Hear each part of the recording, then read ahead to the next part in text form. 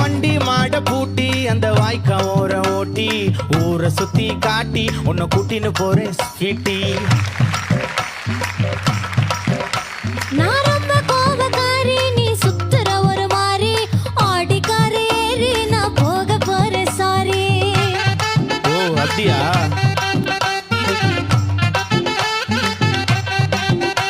நான் வைக்க மாட்டேன் தாடி, நீ வேணா எனக்கு போடி. இந்த மாமாவை தான் தேடி உன் தங்கச்சி வர ஓடி.